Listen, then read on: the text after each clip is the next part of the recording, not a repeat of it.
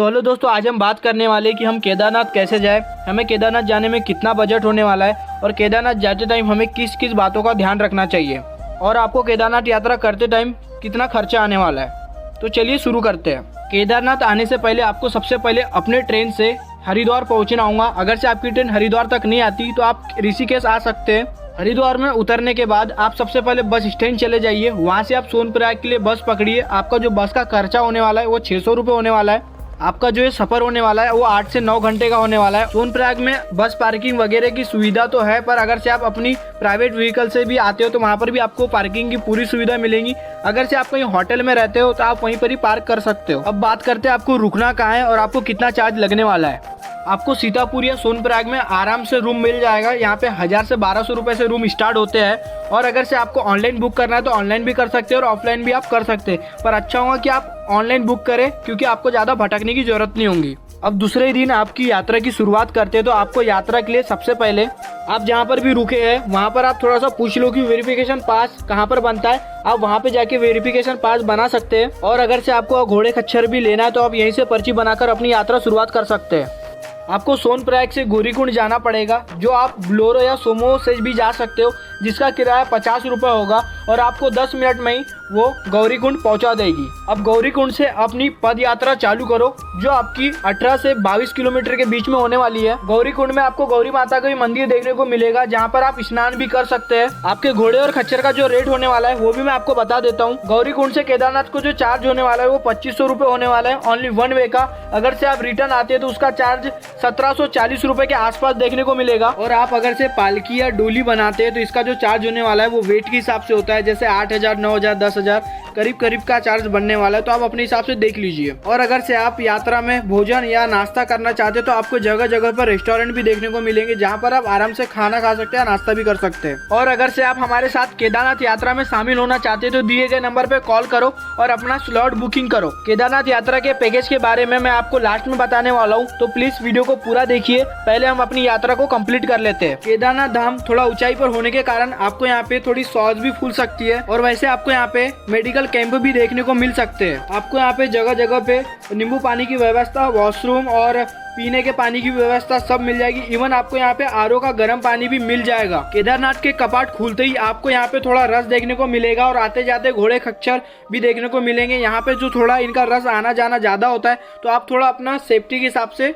अच्छे से चलिएगा। और जैसे जैसे आप आगे की चढ़ाई करते जाएंगे वैसे वैसे आपको पहाड़ों की सुंदरता का दृश्य भी देखने को मिलेगा, जो कि बहुत ही सुंदर होगा। आपको अपनी पैदल यात्रा में लगभग 9 से 10 घंटे लगने वाले। अगर से आप थोड़ा आराम से भी अपनी यात्रा को कंप्लीट करते हैं तो आपको करीब करीब 11 से 12 घंटे भी लग सकते हैं। और अपनी सेफ्टी के लिए आप थोड़ा घोड़े खच्चरों से दूरी चलिए, क्योंकि यहाँ पे इंसानों से ज़्यादा घोड़े खच्चरों का आवागमन ज़्यादा होता है, जिस कारण से आपको अपना ध्यान रखते हुए आगे की ओर चलना है। अब आपको केदारनाथ पहुँचते हुए शाम तो हो ही जाएगी। अब सबसे बड़ा प्रश्न आता है कि आपको वहाँ पे रुकना क्या है, तो इसकी भी व्यवस्था मैं आपको बता देता हूँ। आप यहाँ पे बेस कैंप में रहकर भी अपना रात गुजार सकते हैं और यहाँ पे जो बेस कैंप का आप ऑनलाइन और ऑफलाइन दोनों तरीके से बुकिंग कर सकते हैं। आपको ऑनलाइन बुकिंग GMVN की ऑनलाइन साइट से करना होगा और यहाँ का जो खर्चा होने वाला है वो 400 रुपये से 1000 रुपये के बीच में हो सकता है। और आप अगर से प्राइवेट रेंट चाहते हो तो आपको यहाँ पे 6 लोगों का 8000 रुपये तक के का चार्ज देना भी पड़ सकता है। और अगर से आप मेरी मानो तो आपको यहाँ पे ऑनलाइन ही बुकिंग कर लेना चाहिए, क्योंकि ऑफलाइन करोगे तो आपको यहाँ पे रश ज्यादा देखने को मिलेगा,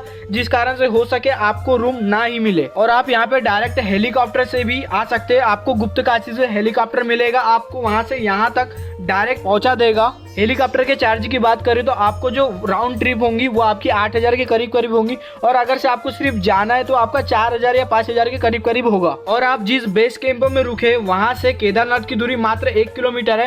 तो आप एक काम कीजिए, जब भी आप वहां पे रात में पहुंचते तो हो सके अगर से आपके पास टाइम है तो आप सबसे पहले केदारनाथ का एक राउंड मार के आ जाइए और नेक्स्ट डे तो आपको जाना ही होगा। दूसरे दिन सुबह ही फ्रेश होके आप निकल जाइए 5 बजे करीब करीब महादेव के दर्शन के लिए। महादेव के दर्शन के लिए आपको कतार पे लगना होगा, जिसके लिए आपको थोड़ा टाइम भी लग सकता है। भले ही आपको वहाँ पे टाइम लगे पर आप आराम से महादेव के दर्शन कीजिए। वहाँ जो मन्नत मांगना है मान लीजिए। महादेव के दर्शन के बाद मंदिर के ठीक पीछे एक बहुत बड़ी सी चट्टान रखी हुई है, जो कि 2013 में आई आपदा में ये शिला पहाड़ से एक चट्टान आकर मंदिर के पीछे आ गई, जिस कारण से पानी 2 भागों में बढ़ गया, जिस कारण से मंदिर के अंदर पानी प्रवेश भी नहीं हुआ और आजू बाजू के होटल रेस्टोरेंट वगैरह सब तबाह हो गए, जिसे हम भीम शिला के नाम से भी जानते हैं। और ये भोलेनाथ का बहुत बड़ी कृपा है। तो यहाँ पे आप भोलेनाथ के दर्शन कीजिए और आजू बाजू के पहाड़ों के पूरे दृश्य का आनंद लीजिए। और आपको ऊपर की ओर केदारनाथ में बिल्कुल भी खाने का टेंशन नहीं लेना। यहाँ पे 200 से 250 के बीच में थाली मिल जाएगी, आप यहाँ पे आराम से खाना खा सकते हैं।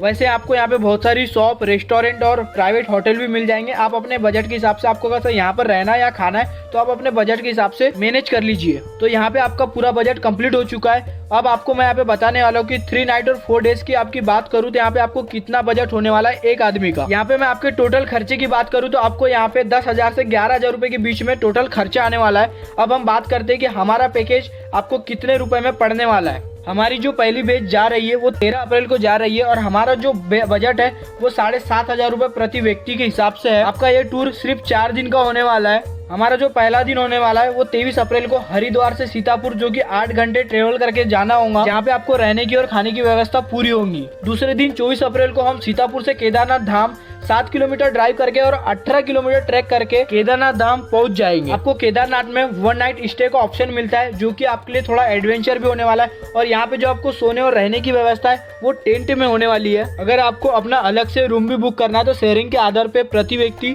आपको 1,000 रुपए तक का खर्चा आ सकता है। तीसरे दिन 25 अप्रैल को केदारनाथ धाम से सीतापुर 18 किलोमीटर ट्रैक का रिटर्न करके और 7 किलोमीटर ड्राइव करके हम पहुंच जाएंगे सीतापुर को।